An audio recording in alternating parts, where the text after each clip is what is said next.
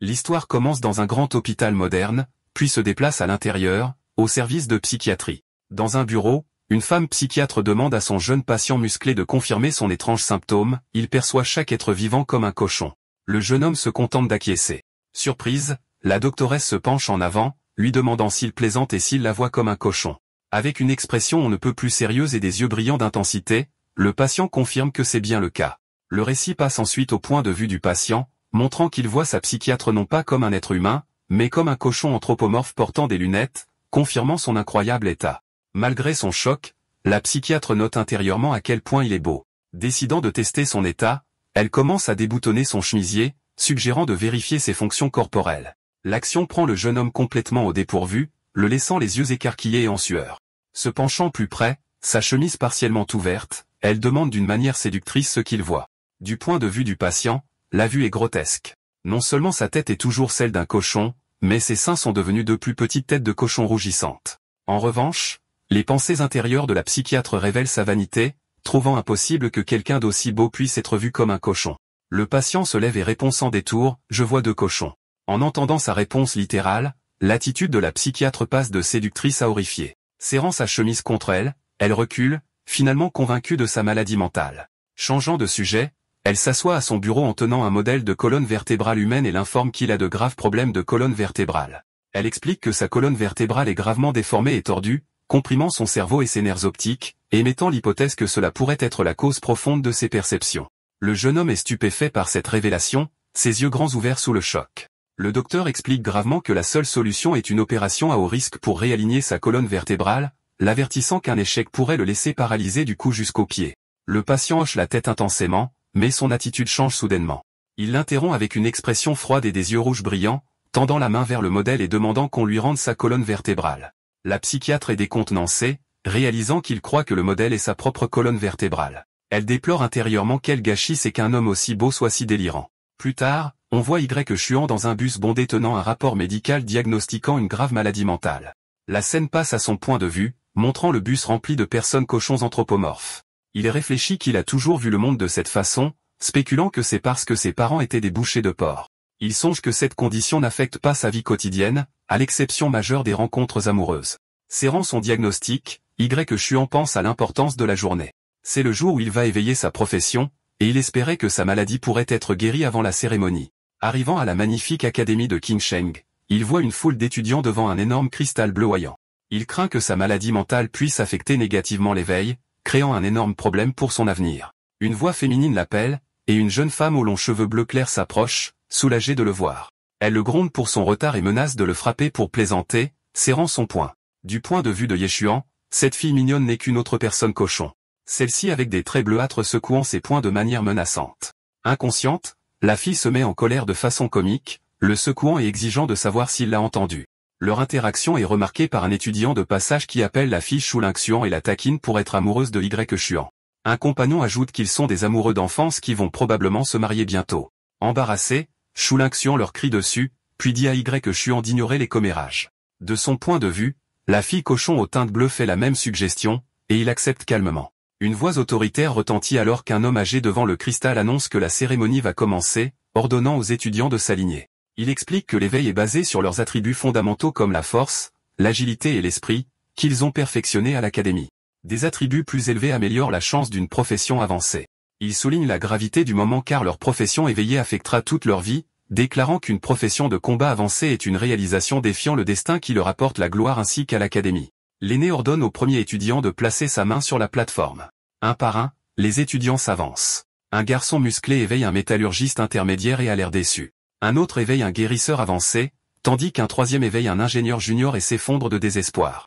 L'étudiant suivant, un jeune homme musclé aux cheveux roux orangés, s'approche du cristal. Au moment où sa main entre en contact, elle éclate d'une lumière dorée brillante, révélant son résultat. Profession de type combat, rareté rare, épéiste sans ombre. L'aîné de l'académie est stupéfait, sa mâchoire se décrochant. Il s'exclame avec incrédulité que c'est une profession de niveau rare, et les étudiants à l'aide de choc et d'admiration. L'aîné, révélé être le directeur, rayonne de plaisir et demande le nom de l'étudiant. Le jeune homme se présente fièrement comme Liu Jinglong. Ravi, le directeur le félicite et lui propose de visiter personnellement sa maison pour discuter de son futur chemin. Liu Jinglong remercie le directeur puis se tourne vers la foule, saluant d'un air suffisant alors que ses camarades l'applaudissent. Le directeur appelle le nom suivant, Ye-Xuan. De la foule, Xu Lingxian crie des encouragements. Le directeur observe Ye-Xuan avec intérêt sachant que même si le garçon est étrange, ses statistiques sont incroyablement élevées. Il réfléchit que le total combiné des attributs de Ye-Xuan est de 10, plus de 3 fois la moyenne. Espérant un miracle, il regarde Ye-Xuan placer ses mains sur la plateforme. Instantanément, le cristal explose avec une poussée cataclysmique d'éclairs, bien plus puissante qu'avant, sa force malmenant le directeur et envoyant la foule tituber. Le directeur fixe, horrifié par la puissance, se demandant si l'énergie aveuglante est une lumière dorée, un signe d'un éveil au-delà de la rareté rare. Alors que Ye-Xuan fixe la puissance brute qu'il a libérée, les yeux du directeur s'écarquillent. Rareté divine, crie-t-il, confirmant la rareté légendaire la plus élevée possible. L'énergie se rassemble, et des mots brillants annoncent le résultat déroutant. Profession de type vie, boucher de porc divin. Le directeur est laissé sans voix et horrifié, incapable de comprendre comment un éveil de rareté divine a abouti à un simple boucher de porc. Le choc des étudiants se transforme en moquerie. La foule éclate de rire, se demandant si le cristal a mal fonctionné et débattant si un éveil de rareté divine rend Ye-Xuan incroyablement chanceux ou malchanceux. Le directeur bouillonne de rage et de déception, sentant que le ciel lui joue une blague cruelle. Après des années en tant que directeur, il a finalement vu un éveil de rareté divine légendaire, seulement pour que ce soit la profession la plus inutile, un boucher de porc. Il déplore qu'un forgeron ou un guérisseur divin aurait été quelque chose à se vanter pendant des années. Accablé de frustration, il pense que plus ses espoirs étaient élevés, plus la déception est grande. Se tournant vers Ye-Xuan isolé, le directeur est à court de mots, réussissant seulement un profond soupir frustré alors que le garçon s'éloigne. Alors qu'il marche, Ye-Xuan remarque quelque chose d'inattendu, un écran bleu holographique que lui seul peut voir. C'est une interface système affichant son statut complet, y compris sa nouvelle profession, ses talents et ses compétences. Ses talents sont le némésis des porcs et la lame du tueur de Dieu, et sa première compétence est le boucher de l'ombre de sang qui force les porcs dans un état de peur. Plus important encore, son talent de némésis porcin accorde un bonus de dégâts de 50% aux porcs, un bonus qui augmente avec chaque porc tué tout en réduisant de moitié les dégâts des porcs. Les yeux de Ye-Xuan se fixent sur némésis porcin. Alors qu'il lit le bonus de dégâts de 50%, un léger sourire se dessine sur son visage. La pleine implication se fait jour, ses yeux brillent d'une intensité rouge alors qu'une puissante réalisation le submerge. Il pense qu'être un fou n'est peut-être pas si mal. La scène finale montre à nouveau sa perspective, toute l'académie, du directeur abattu aux étudiants moqueurs, est une foule massive de porcs. Il conclut avec la pensée triomphante que ses nouveaux pouvoirs sont parfaits car à ses yeux, le monde entier est plein de porcs.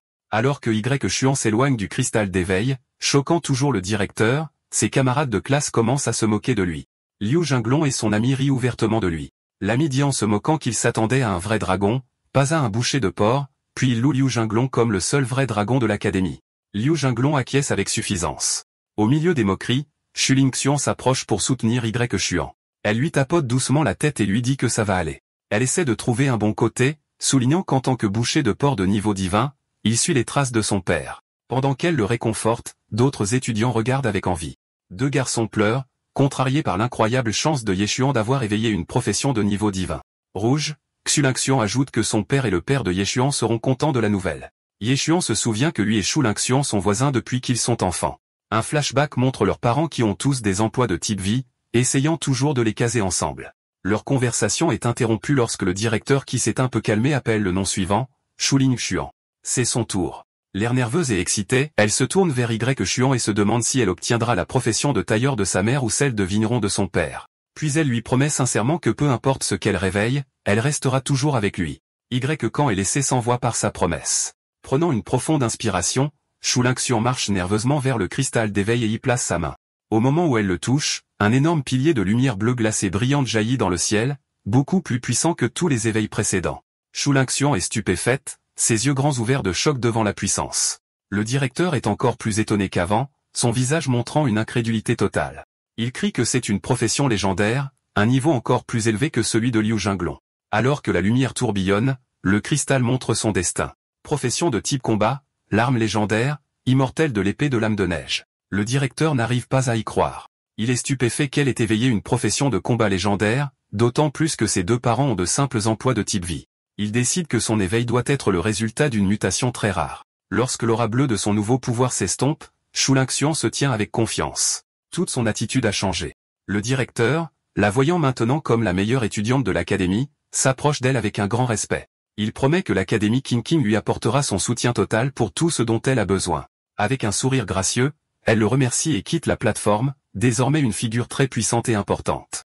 La foule remarque l'énorme différence entre leurs éveils. Deux étudiantes bavardent, l'une se demandant si Shu Lingxian, maintenant une combattante légendaire, continuera à suivre le boucher de porc Y Kan. Son ami dit non, déclarant que Shu Lingxian s'améliore alors que Y Kan ne le fait pas, et que le perdant devrait être assez intelligent pour la laisser tranquille. Alors que Shu Lingxian s'approche de lui, Ye Xuan offre de simples félicitations. Cependant, son attitude a complètement changé. Elle l'appelle par son nom d'une voix froide et sérieuse. Les bras croisés, elle dit qu'il y a peut-être eu des malentendus entre eux, mais elle veut clarifier les choses. Elle lui dit alors froidement qu'ils ne sont plus du même monde. Ye Xuan est clairement stupéfait par ce qu'elle a dit. Pendant ce temps, Liu Jinglong et son ami regardent de côté, souriant et appréciant le rejet public. À la surprise générale, cependant, le choc de Ye Xuan se transforme rapidement en un accord joyeux. Pensant qu'il fait juste bonne figure, Shu Lingxian continue d'un ton apitoyant. Elle lui dit qu'elle sait que cela doit être difficile, et qu'il n'a pas à faire semblant d'aller bien. Elle dit froidement qu'en tant que simple boucher de porc, il ne fera jamais rien d'important. À cela, le visage de Y Kan se durcit alors qu'il lui dit de ne pas le blâmer pour sa réaction. La scène se déplace vers sa vue où la fille au visage de cochon maintenant fière dit que s'il est d'accord, il ne devrait plus se déranger à l'avenir. Alors que Shu Lingxian se tient là, confuse par sa réaction, Ye Xuan a un petit sourire soulagé. Ses pensées intérieures montrent qu'il est heureux de se débarrasser enfin de la tête de cochon. Il se tourne ensuite pour partir, lui disant avec désinvolture qu'il s'en va, ce qui la laisse complètement choquée. Voyant l'état confus de Shu Lingxian, Liu Jinglong s'approche d'elle avec un sourire suffisant. Il propose de donner une leçon à Y Xuan pour l'aider à affronter la réalité. Shu Lingxian reste silencieuse et a l'air malheureuse, mais Liu Jinglong prend cela comme un oui, son expression devenant plus méchante. Sans attendre de réponse, il crie après Y Xuan qui s'éloigne, l'appelant boucher de porc et lui disant de venir. Y Xuan continue de marcher, l'ignorant complètement, ce qui surprend Liu Jinglong. Fou d'être ignoré, Liu Jinglong se précipite, attrape le bras de Y Xuan et lui demande avec colère s'il est sourd. Y Xuan s'arrête finalement et se tourne, son œil brillant d'une lumière rouge dangereuse. Il demande calmement ce que veut Liu Jinglong. Soudain, une aura sombre et effrayante jaillit de Y Xuan, le couvrant d'ombre et faisant geler Liu Jinglong. Submergé par la pression intense, Liu Jinglong crie et recule en titubant de peur. La source de sa peur est révélée. Liu Jinglong est piégé dans une vision effrayante de la capacité de Y Xuan. Dans son esprit, il se voit comme un cochon terrifié attaché à un billot. Y Xuan se dresse au-dessus de lui, ses yeux rougeoyants alors qu'il lève un grand couteau de boucher. Liu Jinglong est figé par la peur d'être tué. La vision se brise, et de retour dans la réalité, Liu Jinglong est au sol, pâle et en sueur. La foule, ne connaissant pas l'attaque mentale, rit de sa chute soudaine. Son ami se précipite à ses côtés en lui demandant ce qui s'est passé, mais Liu Jinglong ne peut que fixer les yeux avec panique. Humilié et en colère, Liu Jinglong se lève et lance un regard noir à Y Xuan. Il hurle furieusement et lui donne un coup de poing puissant au visage. Cependant, Y Xuan réagit avec une vitesse incroyable. Avec un regard calme et un œil brillant, il rencontre le coup de poing avec son propre poing. Les deux poings sont sur le point de frapper, le corps de Y Xuan étant enveloppé d'une aura rouge. L'impact est instantané et puissant. Liu Jinglong recule en hurlant de douleur, sa main rouge est cassée, les os apparemment broyés par la force du blocage de Ye Xuan. Ce résultat choquant laisse tout le monde, y compris Shu Lingxian et l'ami de Liu Jinglong, complètement stupéfaits. Ils ne peuvent que regarder, se demandant ce qui se passe. Tenant sa main cassée, Liu Jinglong hurle d'incrédulité, trouvant impossible d'avoir été battu par un simple boucher de porc. En revanche, Y Xuan se tient calmement dans une aura rouge crépitante. Il dit froidement qu'en tant que boucher de porc, il est logique qu'il ait des mains fortes, montrant enfin un petit morceau du véritable pouvoir caché de sa profession. Alors que Y Xuan reste sur ses gardes, la foule est en émoi. Les amis de Liu Jinglong se demandent ce qui se passe, pointant du doigt l'état terrible de la main de son ami. Plein de douleur et de rage, Liu Jinglong hurle à Y Xuan, menaçant de le tuer. Il rugit en canalisant son pouvoir, créant une épée d'énergie cyan brillante, son épée longue du vide dans sa bonne main. En voyant cela, les filles commères dans la foule sont sûres que le combat est terminé. L'une dit que Liu Jinglong devient enfin sérieux, et Y Xuan est mort à coup sûr. L'autre se demande pourquoi un boucher de porc oserait combattre un utilisateur de classe de combat, souhaitant qu'il se soit excusé quand il le pouvait. La foule sait que l'épée de Liu Jinglong est assez forte pour couper un tuyau d'acier. Brûlant de honte et voulant se venger, Liu Jinglong lève son arme, criant qu'il va estropier Y Xuan. Mais au moment où il est sur le point de frapper, l'air se refroidit et des flocons de neige commencent à tomber. La glace commence à se former le long de la lame de son épée d'énergie. Le givre se répand rapidement, recouvrant le corps de Liu Jinglong de glace et le gelant. Il se débat, horrifié que son corps ne puisse plus bouger. Il tourne la tête avec beaucoup d'effort et regarde Shu Lingxian, lui demandant avec colère pourquoi elle aide toujours Y Xuan. Shuling-Xian se tient les bras croisés, entourée d'une puissante aura glaciale. Avec une présence froide, elle leur dit d'arrêter. Les regardant tous les deux, elle explique qu'elle ne veut pas les voir se battre pour elle. La scène recule, montrant les trois debout séparément sur la place. Shuling-Xian regarde Xuan une dernière fois et dit qu'il doit maintenant voir qu'ils ne sont plus du même monde. Elle lui dit que c'est la dernière fois qu'elle l'aidera et que c'est un adieu final à leur passé. En réponse, Xuan se tient juste là avec un regard ennuyé, se grattant nonchalamment l'oreille, pas du tout dérangé par ses mots. Dos à lui, elle lui donne un dernier avertissement de quitter Qingqing. Elle précise que la prochaine fois que Liu Jinglong cherchera à se venger, elle ne l'aidera plus. Xuan, cependant, n'est pas impressionné. Il laisse échapper un grand bâillement et dit nonchalamment que s'il n'y a rien d'autre, il s'en ira, se tournant pour partir. Les deux filles commères qui regardaient sont confuses, se disant que le garçon ne prend pas la situation grave au sérieux. La scène change, et marche maintenant seul dans une rue de la ville au crépuscule. Sa promenade est interrompue par une femme avec un grand chien à l'air méchant. Le chien aboie agressivement, bloquant son chemin. L'œil de Xuan brille d'une faible lueur rouge alors qu'il les remarque. Instantanément, sa vision de la réalité change. Pour lui, la femme est une grosse femme cochon, et son chien est un sanglier monstrueux et grognant. De retour à la réalité, le chien se jette et mord sa jambe de pantalon. Imperturbable, Xuan demande calmement à la propriétaire si elle peut éloigner son cochon avant de se corriger en chien, disant qu'il bloque son chemin. Son commentaire rend la femme furieuse. Du point de vue de Xuan, la femme cochon se met devant lui et lui crie dessus, lui demandant s'il est propriétaire de la route et l'accusant de n'avoir aucune manière. Au lieu de se mettre en colère, un sentiment de calme envahit Xuan. Il prend une profonde inspiration, pensant que c'est le timing parfait. Il a une théorie sur ses nouveaux pouvoirs qu'il veut tester. Sans hésiter, Xuan teste sa théorie. Il donne au chien agressif un seul coup de pied puissant qui brille d'une faible énergie bleue. Le coup de pied est instantanément fatal. La propriétaire regarde avec horreur l'esprit du chien flotter hors de son corps. Elle crie de désespoir, appelant l'animal son fils. Immédiatement, une notification système bleu apparaît dans la vision de Xuan, confirmant que ses dégâts supplémentaires ont augmenté de 1%. Regardant le message avec de grands yeux brillants, il confirme que sa théorie était juste. Sa capacité de némésie du porc fonctionne sur toute créature qu'il voit comme un cochon. La propriétaire enragée se jette sur lui, le visage déformé par la rage. Elle hurle qu'il est un meurtrier pour avoir tué son fils et menace de le combattre à mort. Imperturbable, Xuan déclare simplement qu'il est un psychopathe. Pour le prouver, il sort calmement son diagnostic médical, lui montrant le mot psycho dessus. Avec une expression froide, il demande s'il y a autre chose. Sinon, il s'en va. La femme est terrifiée. Elle pense qu'elle a rencontré un vrai psychopathe et que s'il pouvait tuer son chien, il pourrait facilement la tuer. Son attitude agressive disparaît. Arborant un sourire forcé, elle lui dit rapidement que ce n'était rien et lui souhaite bonne chance. L'histoire se déplace vers la maison de Xuan. À l'intérieur, il est accueilli par ses parents. Son père musclé, Yuan, demande en riant s'il est vraiment devenu boucher de porc tandis que sa mère sourit doucement. Kan le confirme. Son père est fou de joie, le serrant dans ses bras avec fierté. Il l'appelle un gamin puant et dit qu'il est heureux que Xuan prenne exemple sur lui, croyant qu'il est formidable d'être des bouchers de porcs honnêtes. Il estime que cette vie est meilleure que de se battre et de tuer et dit à Xuan qu'il l'emmènera à l'abattoir le lendemain.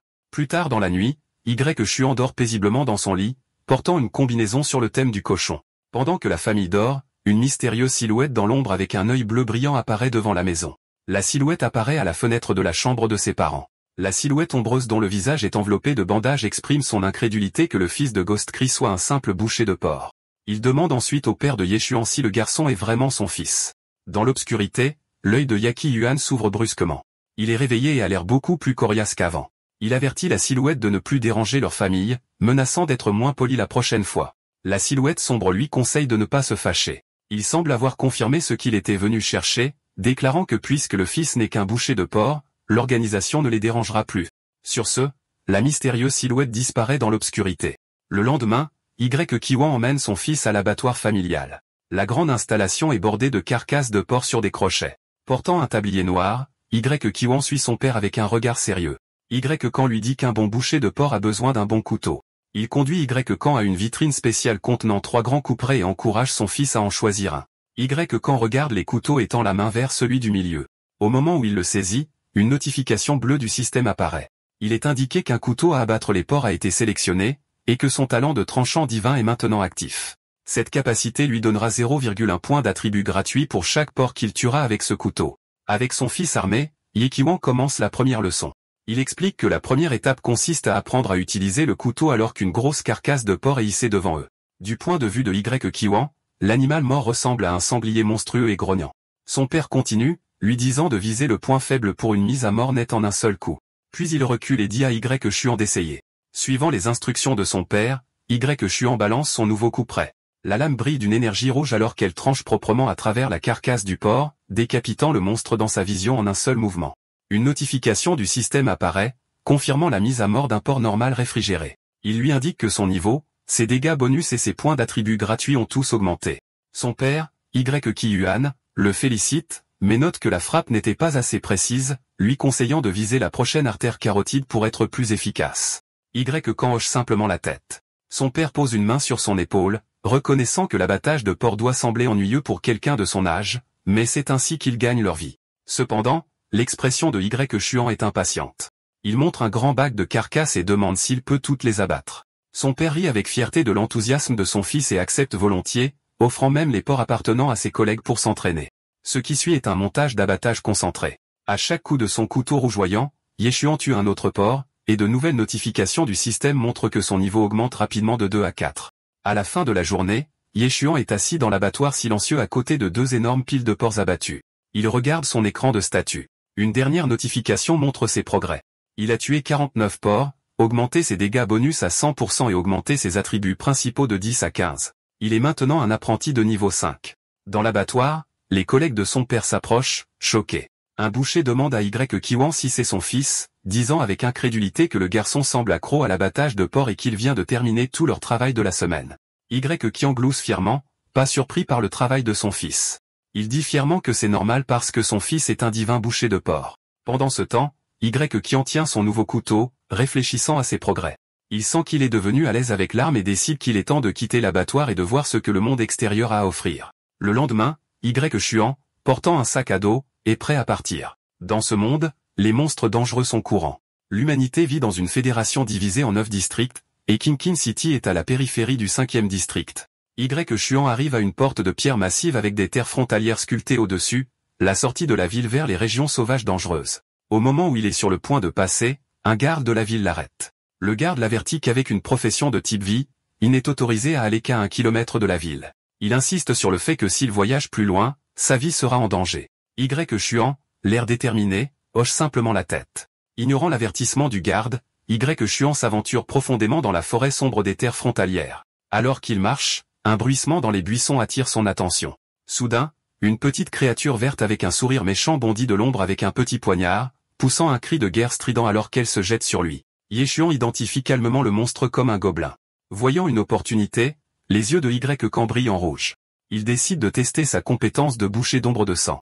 Une notification du système confirme que la compétence est active. L'effet est instantané. Le regard agressif du gobelin se transforme en une terreur pure, et il est paralysé par une aura meurtrière soudaine. Avec le gobelin figé, Y-Chuan esquive facilement et, d'un seul mouvement rapide, balance son couteau et tranche la créature. Une autre notification du système apparaît.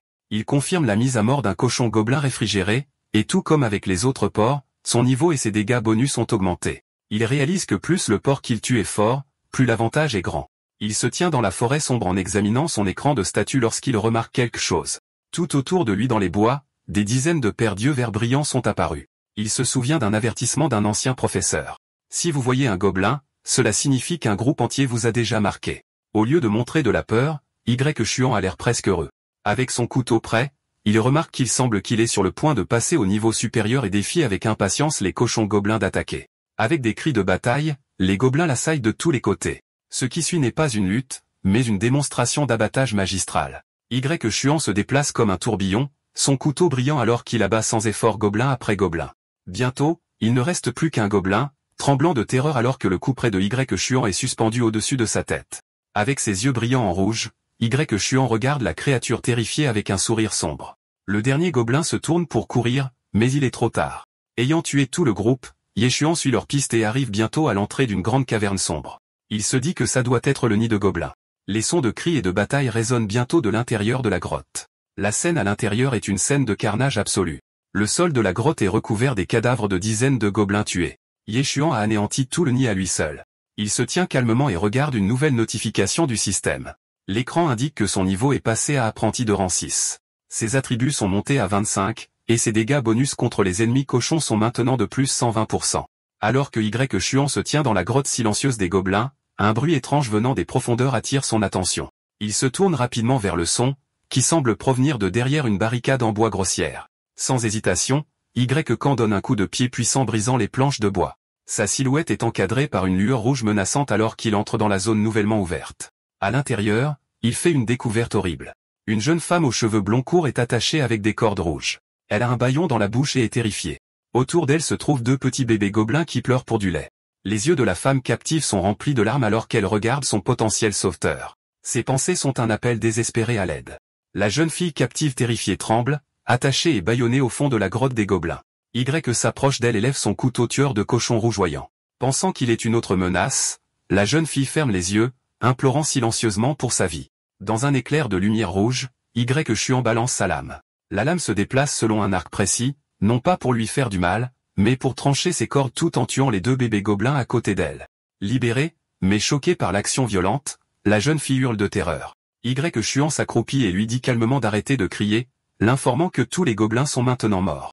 Le regard terrifié de la jeune fille se déplace sur le côté où elle voit les bébés gobelins tués et comprend enfin qu'il était en train de la sauver. Submergée de soulagement, elle jette ses bras autour d'un Y Chuan à l'air mal à l'aise. Elle le remercie encore et encore de l'avoir sauvé, expliquant qu'elle était sur le point d'être violée par les gobelins. Agacé par l'étreinte, Y Chuan dit maladroitement qu'il n'est pas venu ici pour la sauver. Se retirant, la jeune fille regarde la caverne remplie des corps des gobelins tués. Elle demande si c'est lui qui les a tous tués. Émerveillée par sa puissance, elle demande s'il a une profession de type combat. Ignorant ces questions, Y se tourne simplement et commence à sortir de la grotte. Elle l'appelle en lui demandant son nom. Sans se retourner, il donne une simple réponse, Y. Après avoir libéré la captive, Y lui indique la direction de la ville. Il se tourne ensuite et retourne dans les bois sombres pour continuer son propre chemin. Cependant, il se rend vite compte qu'il n'est pas seul. Il s'arrête et se tourne pour trouver la jeune fille sauvée le suivant timidement derrière un arbre. Y apparaît soudainement juste devant elle, la faisant sursauter violemment. Il la questionne agressivement, exigeant de savoir pourquoi elle le suit et l'accusant d'être une espionne gobelin. La jeune fille, terrifiée par son apparition soudaine et son couteau, le nie rapidement, expliquant qu'elle a juste trop peur de retourner seule à la ville. Voyant sa peur, Y Chuan se calme et lui demande son nom et ce qu'elle faisait dans les terres frontalières. La jeune fille se présente comme Xiananan. Elle explique que l'anniversaire de sa mère est dans quelques jours, et elle était venue dans la forêt en espérant trouver une fleur de lune de sang rare comme cadeau, mais a été capturée par des gobelins. Elle propose ensuite un accord. S'il l'aide à trouver la fleur de lune de sang, elle l'aidera à trouver le meilleur forgeron d'armes à Xinqing pour forger un nouveau couteau pour lui. Yeshuan n'est pas impressionné par son offre. Il la rejette, lui demandant si elle sait combien coûte l'embauche du meilleur forgeron d'armes de la ville. Il lui dit brutalement de retourner en arrière et d'arrêter de le suivre, menaçant de la couper en morceaux si elle ne le fait pas. Xiananen est furieuse de son rejet froid. Elle pense à quel point elle est d'une grande beauté et ne peut pas comprendre pourquoi il est si froid avec elle, se demandant si quelque chose ne va pas chez lui. Refusant d'abandonner, Xiananen joue sa dernière carte. Elle court pour rattraper Y. Exigeant de savoir s'il sait qui elle est et annonçant fièrement que le nom de son père est Xiabe. Le nom fait arrêter Y. Chuan. Il le reconnaît instantanément. La famille Xia est l'une des 4 grandes familles nobles de Qingsheng, et son chef Xiabe est un puissant maître de 9e rang. Un sourire sournois se répand sur le visage de Yeshuan. Il pense qu'avec l'argent de son père, obtenir 10 couteaux de boucher de premier ordre ne serait pas un problème du tout. Pour prouver son identité, Xianon lui montre fièrement une petite amulette de jade fantaisie. Elle explique que c'est une amulette de protection de son père. Elle affirme que grâce à elle, même un expert puissant ne pourrait pas lui faire de mal, mais les gobelins étaient trop intelligents et l'ont capturée sans la déclencher. Elle dit qu'ils ne pouvaient pas s'approcher d'elle pour lui faire du mal, c'est pourquoi ils l'ont juste enfermée. Y. Chuan se penche pour regarder l'amulette, confirmant qu'il s'agit d'un véritable produit de la puissante famille Xia. Maintenant convaincu, l'attitude de Y. Chuan change. Il lui dit qu'il la croit et accepte l'accord. Il l'aidera à trouver la fleur de lune de sang, et elle l'aidera à obtenir un couteau de premier ordre forgé. Folle de joie, Xianon lui serre avidement la main, s'exclamant qu'ils ont un accord. Elle sort ensuite une carte pliée. La dépliant, elle pointe vers un endroit marqué d'un X rouge, expliquant qu'il marque l'emplacement de la fleur de lune de sang. Cependant, elle l'avertit qu'il y a toujours un gardien, un dangereux grand python de lune de sang. Il s'arrête pour étudier la carte, et Xianon explique le danger. Selon un guide de survie, le python a une force similaire à celle d'un apprenti de 9e rang. Elle doute qu'elle soit assez forte pour faire face à une telle créature. Y. Chuan, cependant, ne semble pas inquiet. Au lieu de cela, un large sourire excité se répand sur son visage alors qu'il s'exclame qu'il n'a jamais vu de python géant de sa vie. Sa réaction étrange laisse Xianon confuse, et elle se demande s'il l'écoute. Cependant, elle se dit que puisqu'il a tué une tribu de gobelins entière tout seul, il doit avoir une profession de combat puissante. Avec le plan établi, Ye Xuan lui dit joyeusement de se mettre en route et la charge de montrer le chemin. Xiananen ne peut que le regarder avec une expression confuse. Pour une raison quelconque, elle sent que ce jeune homme étrange est à la fois fiable et complètement peu fiable en même temps. Alors qu'il s'aventure plus profondément dans la nature sauvage, il se déplace tranquillement à travers de grands roseaux. Xianon s'arrête soudainement et avertit Y Xuan de se taire. Elle désigne une créature massive se reposant devant, l'identifiant comme un rhinocéros à cornes argentées et soulignant qu'ils ne doivent pas le provoquer. Elle explique qu'une fois que le rhinocéros se fâche, sa force devient comme celle d'un apprenti de 8e rang, ce qui en fait un ennemi très fort. Elle conseille qu'ils doivent juste le contourner tranquillement. Cependant, Ye Xuan a d'autres idées. Au grand effroi de Xianon, il lève son couteau à tuer les cochons de manière menaçante au-dessus de sa tête alors qu'elle est accroupie. Elle lui demande nerveusement ce qu'il fait. Avec un regard déterminé, Y Xuan déclare avec une logique étrange que si la créature mange de l'herbe aujourd'hui, elle osera manger des gens demain, il ne faut donc pas la laisser en vie. Xianon est complètement bouche bée, incapable de comprendre son raisonnement étrange. Avant qu'elle ne puisse protester, Y Xuan passe à l'action. Il charge le rhinocéros au repos, faisant un saut périlleux dans les airs. En un éclair, il abat son couteau brillant en une puissante entaille en forme de croix, frappant le rhinocéros avant qu'il ne puisse réagir. La puissante bête s'effondre, tuée instantanément. Du sang gicle de la blessure au cou de la créature alors que Xiananen regarde, complètement stupéfaite. Elle ne peut que regarder avec incrédulité, son visage est un masque de choc alors qu'elle lutte pour comprendre qu'il a tué une créature aussi puissante d'un seul coup facile. Immédiatement après le meurtre, une invite système apparaît dans la vision de Ye Xuan, confirmant que son niveau est passé au 7e rang d'apprenti. Son bonus de dégâts du clan des cochons ennemis est maintenant augmenté à 122%. En regardant son simple coup près, qui montre maintenant où, Y se demande combien de temps la lame résistera à des ennemis aussi puissants. Toujours choqué par cette démonstration de puissance, Xiananen s'accroche au bras de Y et exige de savoir quelle est sa profession. Il répond calmement qu'il a une profession de type vie, un boucher de porc. Xiananen est déconcerté, s'exclamant qu'il est impossible pour une simple profession de type vie de tuer un rhinocéros à cornes argentées en un seul coup. L'ignorant, Ye Xuan s'agenouille à côté de la bête morte et découpe sa précieuse corne argentée, commentant que c'est de la bonne matière. Il offre une explication simple, suggérant que le rhinocéros était probablement juste trop vieux, c'est pourquoi il est mort si vite. Bien qu'encore troublé, Xianon semble accepter son explication et lui dit qu'ils sont très proches de l'emplacement de la fleur de lune de sang. Les deux continuent ensuite leur voyage. La scène se déplace vers une autre partie de la forêt où le directeur de l'académie Qing Cheng marche avec ses élèves, dont Shu Lingxuan, Liu Jinglong et 2 autres. Le directeur dit aux élèves qu'ils ont tous bien performé pendant leur formation sur le terrain. Il regarde Shu Lingxuan et Liu Jinglong, qui sourit, ajoutant qu'ils sont les élèves qu'il estime le plus. Soudain, le directeur sent quelque chose. Il s'arrête brusquement, disant au groupe qu'il y a du mouvement à proximité. Il crie dans la forêt, exigeant que quiconque ait la sorte. Ce faisant, lui et ses élèves voient les silhouettes de 2 personnes, Y Xuan et Xiananen, debout dans les bois devant. Y Xuan et Xiananen entrent dans une clairière et se retrouvent face au groupe de l'académie Qing Cheng. Y Xuan est surpris de se demander pourquoi ils sont ici. Les retrouvailles ne sont pas amicales. Liu Jinglong est le premier à réagir, pointant Y Xuan avec un regard de joie. Il exige de savoir ce qu'il fait dans les terres frontalières. Y Xuan, avec une expression désinvolte, se gratte la tête et répond qu'il ne fait que passer. Cela enrage Liu Jinglong. L'étudiante corpulente du groupe de l'académie ricane, disant qu'elle ne croit pas qu'il ne fait que passer. Elle l'accuse de ne pas pouvoir oublier Shu Lingxuan et prétend qu'il a dû les suivre dans la forêt. Les yeux de Y s'écarquillent légèrement, et son regard se pose sur Shu Lingxuan. De son point de vue, elle est à nouveau une fille au visage de cochon qui le regarde avec une expression froide. Elle s'adresse à lui par son nom, son ton est vif, lui rappelant qu'elle pensait s'être fait comprendre. Elle répète qu'ils sont maintenant de 2 mondes différents et exige qu'il arrête de la harceler. Une aura rouge foncée commence à émaner de Ye Xuan alors qu'il serre le poing de colère. Voyant cela comme une chance de vengeance, le visage de Liu Jinglong se tord en un sourire fou. Il crie à Ye Xuan, se demandant comment il ose encore montrer son visage. Il déclare que c'est formidable car il craignait de ne pas pouvoir le trouver pour régler leur compte. En réponse, Liu Jinglong libère son pouvoir. Il est entouré d'une aura violette, et dans sa main, il manie maintenant un katana brillant comme une épée. L'ami de Liu Jinglong s'exclame avec admiration, notant l'éclat impressionnant de l'épée et devinant qu'elle doit être une arme spirituelle de rang jaune, de qualité inférieure. Le directeur observe avec intérêt, sa confiance dans le potentiel de Liu Jinglong grandissant. Il s'émerveille qu'en quelques jours seulement, Liu Jinglong soit déjà devenu un apprenti de 4e rang et ait obtenu une arme aussi puissante. Il confirme sa conviction que le garçon est un génie, confiant qu'il pourrait se battre à égalité avec un apprenti de 6e rang. Voyant le combat sur le point de commencer, Shu Lingxuan s'avance. Elle rappelle à Y Xuan qu'elle l'avait averti de quitter Qin Sheng et dit que cette fois, elle ne l'aidera pas. Debout à côté de Y Xuan, Xianon, rougissante et inquiète, demande s'il a une rancune contre ces personnes. Ignorant la menace, Ye Xuan semble plus intéressé par l'arme. Il se tourne vers Xianon et demande calmement combien vaut une arme spirituelle de rang jaune de qualité inférieure. Surprise par son étrange question, elle balbutie qu'elle pourrait probablement se vendre pour plusieurs 100 000 et se demande ensuite s'il comprend la gravité de la situation. Pendant ce temps, Liu Jinglong regarde Y Xuan avec colère, son esprit rempli du souvenir de son humiliation passée. Il se souvient comment Y Xuan a volé la vedette lors de la cérémonie d'éveil et devient déterminé à reprendre la vedette. Avec un rugissement furieux, il bondit dans les airs, abattant son épée brillante en une puissante frappe visant Y Xuan.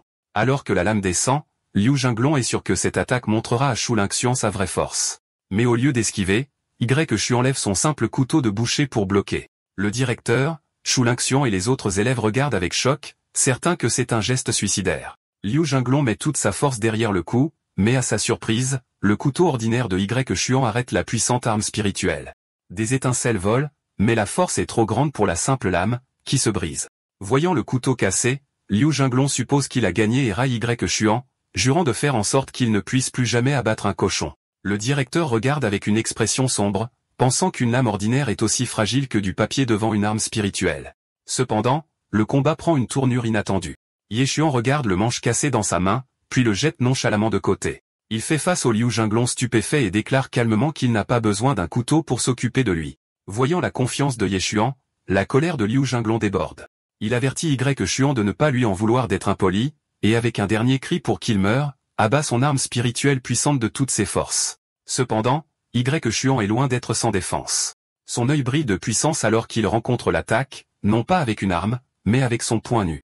Il se déplace en un éclair, esquivant la lame et assénant un seul coup de poing dévastateur à l'estomac de Liu Jinglong. La force du coup est incroyable, envoyant Liu Jinglong voler en arrière comme s'il avait été touché par un boulet de canon. Il s'écrase au sol, vaincu. Son ami et le directeur ne peuvent que regarder avec un choc absolu, l'ami criant son nom. Il se précipite aux côtés de Liu Jinglong, lui demandant s'il va bien. L'étudiant vaincu est meurtri et contusionné, criant de douleur. À travers ses dents, Liu Jinglong insiste qu'il va bien, mais il est sur le point de s'évanouir. L'attention du principal, cependant, est maintenant fixée uniquement sur le vainqueur. Il fixe Y Xuan avec une expression sombre et intense, son esprit en pleine effervescence. Il s'approche lentement de la scène, son regard ne quittant jamais Y Xuan. Une réalisation choquante le frappe, et il se demande s'il est possible que Y Xuan ait déjà atteint le niveau d'un apprenti de 7e rang. Avec Liu Jinglong vaincu, Y Xuan ramasse l'arme spirituelle que son adversaire a laissé tomber. Il inspecte la lame en pensant que l'épée a l'air plutôt bien. Pendant ce temps, l'ami de Liu Jinglong exprime son choc au principal en se demandant si ce gamin pourrait vraiment avoir atteint le 7e rang, surtout quand la talentueuse Shu Lingxian n'est qu'au 6e rang. Le principal, avec une expression pensive, confirme que c'est possible. Il commence à expliquer les différences entre la façon dont les professions de type combat et de type vie progressent. Il dit que les professions de type combat ont besoin d'un entraînement constant, d'expérience de combat et de blessures pour grandir, donc leur croissance précoce est lente. Cependant, une fois qu'ils maîtrisent les bases, leur vitesse de croissance augmente beaucoup. D'un autre côté, les professions de type vie ont un chemin plus facile. Les professions comme les alchimistes ou les armuriers n'ont pas besoin de se battre. Ils ont juste besoin de pratiquer leur métier. En utilisant Y Xuan comme exemple, il explique qu'en tant que boucher de porc, il a juste besoin de continuer à abattre des porcs pour augmenter rapidement son niveau dans les premiers stades. Un flashback montre Y Xuan abattant facilement un porc, soulignant ce chemin simple vers le pouvoir. Xu Lingxian, après avoir écouté, comprend maintenant que Y Xuan a gagné à cause des statistiques de base élevées qu'il a gagné grâce à son niveau supérieur, pas à cause d'une meilleure compétence. Elle se demande si cette façon de monter de niveau est injuste pour les professions de type combat. Le principal clarifie qu'il y a un équilibre. Il explique que pour que Ye Xuan monte de niveau, le nombre de porcs qu'il doit tuer doublera à chaque rang.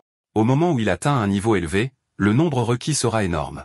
En revanche, les professions de type combat qui ont maîtrisé leurs compétences tôt verront leur croissance s'accélérer, dépassant finalement les professions de type vie. L'ami de Liu Jinglong demande si cela signifie que, bien que Ye Xuan puisse battre Liu Jinglong maintenant, dans quelques années, les professions de type combat le domineront facilement. Le principal grogne en signe d'accord, bien qu'il ait l'air un peu troublé. Après avoir entendu la conversation, Y Xuan réfléchit et semble comprendre leur point de vue. Il se tourne vers le principal et dit que s'il n'y a rien d'autre, il s'en ira, en agitant un au revoir désinvolte alors qu'il se prépare à continuer son voyage. Alors que Y Xuan se prépare à partir, Shu Lingxian s'avance et le confronte avec un regard de pitié. Elle lui demande pourquoi il se donne tout ce mal, se demandant si ses récents efforts pour abattre des porcs étaient justes pour elle. Pour se montrer, elle révèle ensuite qu'elle a été acceptée à la prestigieuse académie de Tianqian, cimentant le fait qu'ils viennent maintenant de deux mondes différents. Kan ne peut que la regarder avec une expression vide. À ce stade, Xiaonan en a assez. Elle déclare qu'elle ne peut plus regarder ça. Se plaçant entre Shu Lingxian et Kan, elle exige avec colère de savoir s'ils vont un jour arrêter. Elle précise que Kan est avec elle pour l'aider à trouver la fleur de lune de sang, et que leur rencontre était une pure coïncidence. Les mains sur les hanches, elle leur demande furieusement ce qu'ils imaginent dans leur tête. L'étudiante corpulente du groupe de l'académie rétorque, se moquant de Xiaonan pour chérir un vaurien que Shu Lingxian a jeté. L'ami de Liu Jinglong ajoute ses propres insultes, affirmant que Xuan est un expert en séduction de femmes. Il remarque à quelle vitesse il a trouvé une nouvelle fille, les qualifiant de partenaires parfaits. Exaspérée par leur moquerie, la patience de Xiaonan lâche. Elle lance un coup de poing puissant qui libère une vague d'énergie, frappant non seulement les deux étudiants qui l'ont insulté, mais tout le groupe de l'académie, y compris Shu Lingxian et le principal. Le principal, pris au dépourvu, se retrouve avec une marque de main rouge sur la joue, se demandant pourquoi elle l'a frappé aussi. Xiaonan se tient à côté d'un Xuan stoïque, les poings serrés de colère. Shu Lingxian, tenant sa propre joue rougie, la regarde avec incrédulité, se demandant furieusement comment elle a osé la frapper. Sa colère s'enflamme, et son corps est enveloppé dans l'aura bleue glaciale du pouvoir immortel de son épée d'âme de neige. Elle dégaine son épée et avec un regard de rage pure demande à Xiaonan si elle cherche à mourir. Alors que Shu Lingxian se prépare à attaquer, Xiaonan reste provocante. Elle lève l'amulette protectrice de sa famille, un symbole clair de son puissant contexte, et ose quiconque essaie de la toucher. La vue de l'amulette arrête immédiatement tout le monde. Le principal, en particulier, se met à transpirer nerveusement, reconnaissant le jeton et le pouvoir qu'il représente. Il intervient instantanément, attrapant le bras de Shu Lingxian et lui criant d'arrêter. Il explique qu'il reconnaît maintenant la jeune fille comme la jeune demoiselle de la puissante famille Xia. Toute son attitude passe de commandement à amical. Il se tourne vers Xiaonan avec une expression d'excuse et lui demande ce qu'elle fait là. Xiaonan n'est pas d'humeur à bavarder. Elle rejette sa question, déclarant qu'elle peut aller où elle veut. Elle inverse ensuite la situation, le critiquant pour la mauvaise qualité et les mauvaises manières de ses élèves. Le principal ne peut que baisser la tête en s'excusant, reconnaissant que c'était son erreur et promettant de les discipliner complètement à leur retour. Mais Xiaonan n'en a pas fini. Elle pointe un doigt accusateur sur Shu Lingxian et exige que le principal la fasse s'excuser auprès de Xuan. Cela laisse Shu Lingxian stupéfaite, son esprit étant secoué par la réalisation que cette fille est la fille du grand Xia Bei, et elle ne peut pas comprendre pourquoi une personne d'un statut aussi élevé serait avec Xuan. Le principal, désespéré de ne pas offenser la famille Xia, ordonne sévèrement à Shu Lingxian de s'excuser immédiatement. Acculé et humilié, Shu Lingxian offre des excuses silencieuses et réticentes à Xuan, les yeux baissés. Intérieurement, cependant, son visage est un masque de pure fureur. Elle jure silencieusement que la famille Xi paiera pour cette insulte. N'en ayant plus assez du drame, Kan dit à Xiaonan qu'il devrait y aller. Alors qu'il se tourne pour partir, le vaincu Liu Jinglong, toujours au sol, crie pour qu'il s'arrête. Il exige que Kan lui rende son arme spirituelle. Xuan avec l'épée volée sur son dos regarde par-dessus son épaule avec un sourire narquois. Il se moque de Liu Jinglong, le défiant de venir la reprendre lui-même s'il le peut, déclarant qu'il est prêt à se battre à tout moment. Xiaonan souffle une framboise enjouée au rival vaincu. Liu Jinglong ne peut que serrer sa poitrine, bouillonnant de colère. Alors que Kan s'éloigne, Liu Jinglong hurle une dernière menace furieuse, lui disant d'attendre. Ayant laissé le groupe de l'académie derrière, Kan et Xiaonan continuent leur quête. Ils s'aventurent à travers un paysage rocheux. Xiaonan consulte à nouveau sa carte, et en regardant une falaise voisine avec une grotte rougeoyante, elle confirme que c'est l'endroit et conseille à Xuan d'être prudent. Alors qu'il se prépare, Xuan reçoit une notification système. Il l'informe qu'il a maintenant sélectionné l'arme spirituelle comme son couteau exclusif pour tuer les porcs et que son effet de bord divin est actif. Grâce à la meilleure qualité de la nouvelle arme, il recevra maintenant 0,2 points d'attribut gratuit pour chaque porc tué, le double du montant précédent. En regardant sa nouvelle épée, il réalise l'importance de choisir un bon couteau. Soudain, Xiaonan sort deux petites sphères colorées de son décolleté, à la grande surprise de Xuan. Il lui demande ce que sont ces objets. Elle explique qu'elles sont appelées perles de feu du tonnerre Yin, des explosifs puissants qui pourraient gravement blesser même un expert puissant. Elle prévoit de les utiliser en dernier recours si le grand python de la lune de sang est trop puissant. Xuan, avec un regard courageux, lui dit qu'elle est impitoyable et annonce qu'il va monter pour éclaireur. Il escalade habilement la paroi de la falaise en utilisant sa nouvelle épée pour l'aider. Il atteint un rebord couvert de magnifiques fleurs rouges brillantes. À sa surprise, Xiaonan est déjà là, ayant trouvé un chemin plus facile. Elle s'exclame avec joie que les fleurs sont réelles et qu'il s'agit des fleurs jumelles de cristal de sang extrêmement rares. Juste au moment où elle célèbre, un sentiment de peur remplit l'air. Une monstrueuse tête sombre avec des yeux rouges brillants émerge de l'obscurité de la grotte derrière eux, son regard fixé sur la fleur que Y-Chuan tient. Y-Chuan est stupéfait par l'apparition soudaine de la créature massive. La bête se révèle être le grand python de la lune de sang, et du point de vue unique de Y-Chuan, sa tête de serpent a les traits d'un groin de cochon. Le monstrueux serpent cochon se profile au-dessus de lui, et Y-Chuan, complètement impassible, lui demande nonchalamment ce qui le regarde et s'il n'a jamais vu de fleurs auparavant. Y-Chuan continue de narguer le monstrueux serpent cochon, lui demandant s'il n'a jamais vu quelqu'un cueillir des fleurs auparavant. La créature massive semble confuse par son attitude audacieuse pendant un moment. Saisissant l'opportunité, Y-Chuan attrape la fleur et court, sautant loin du perchoir de la bête. De la falaise opposée, Xian'an le voit fuir et lui crie d'agir rapidement. Voyant le python massif sur le point de frapper, elle l'avertit d'être prudent et jette l'une de ses perles de feu du tonnerre yin de toutes ses forces. La perle vole dans les airs et explose dans une énorme explosion enflammée en plein visage du python, projetant Y-Chuan au sol. Xian'an se précipite à ses côtés, demandant anxieusement s'il va bien. Du bord de la falaise, ils observent tous les deux les conséquences de l'explosion. La tête massive du grand python de la lune de sang a été complètement arrachée par la force de la perle, à leur grande surprise. Ye-Chuan se demande à voix haute si la perle avait vraiment autant de puissance. Cependant, le combat n'est pas terminé.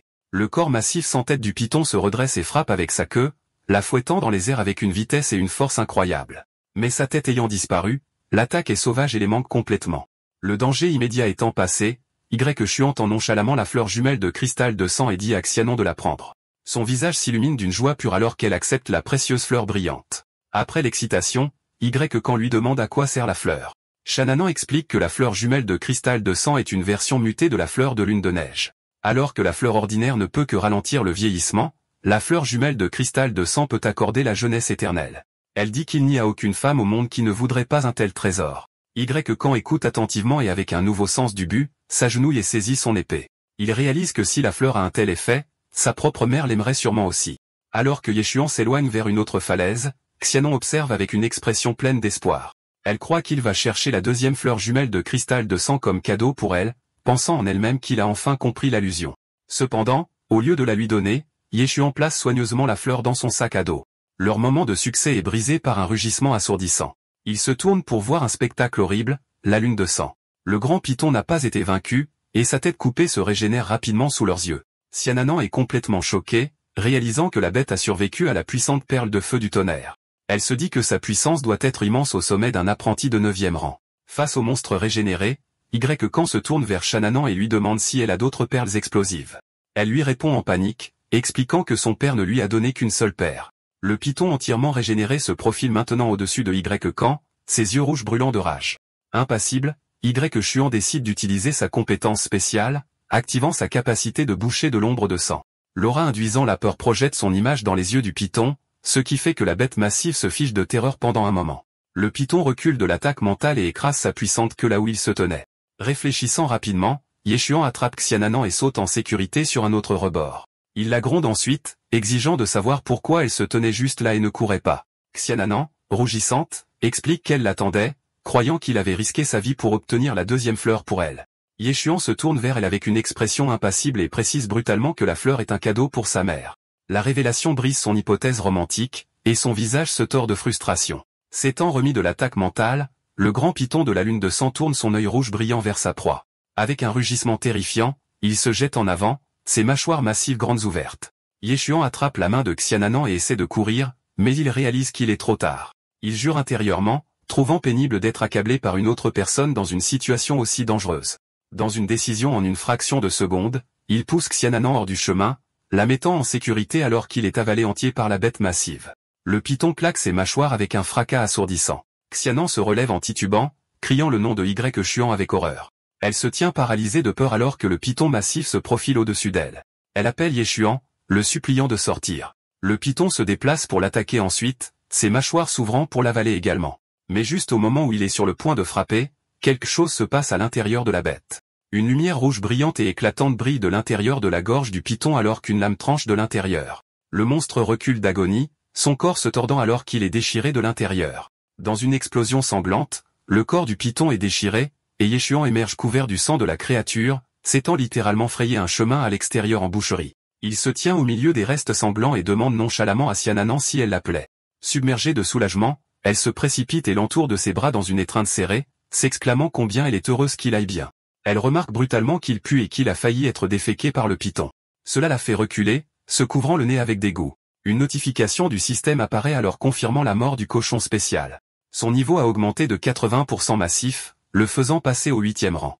Son bonus de dégâts de némésie de cochon a augmenté d'un autre 1%, et il a gagné 0,2 points d'attributs gratuits supplémentaires. Leur quête étant terminée, Yeshuan dit à Yanran qu'il est temps pour eux de rentrer. Il retourne à King, arrivant aux portes de la ville où un groupe de personnes attend avec anxiété. Un homme plus âgé vêtu de robe traditionnelle se précipite, semblant soulagé de saisir Yanran. Il la gronde pour son retour tardif en expliquant qu'il était mort d'inquiétude. Shananan, cependant, rayonne de joie. Elle brandit la fleur jumelle de cristal de sang lumineuse et s'exclame qu'ils l'ont trouvée et que sa mère sera sûrement ravie. L'homme, un intendant familial, commence à la gronder pour son imprudence, lui rappelant à quel point le monde en dehors de la ville est dangereux. Xianon le coupe, insistant sur le fait qu'elle voulait cueillir la fleur pour sa mère personnellement et le rassure qu'avec Yeshuan la protégeant, il n'y avait aucun problème. Le regard de l'intendant se tourne alors vers le jeune homme à côté d'elle, et il demande qui est ce garçon. Yeshuan se présente sans détour comme un boucher de porc. L'intendant est déconcerté, confus. Il ne comprend pas pourquoi la jeune demoiselle de la famille Xia choisirait un idiot avec une profession de type de vie simple pour la protéger dans les terres périlleuses. Cependant, en regardant le comportement calme de Yeshuan, il se demande si ce garçon sans prétention aurait réellement pu tuer la bête. Mettant ses doutes de côté, l'intendant félicite le camarade de classe Y pour sa promesse de jeunesse. Il enlève ensuite une bague en or et l'offre à Yeshuan. Il explique que la bague en or de la famille Xia vaut 200 000 et que c'est une récompense pour son service. Yeshuan, cependant, refuse simplement l'offre. Il repousse la main de l'homme et déclare qu'il ne veut pas la bague. Il ne veut qu'un couteau à tuer les porcs, le tenant à l'accord initial. D'accord, c'est la fin de l'histoire. Merci d'avoir regardé. À la prochaine.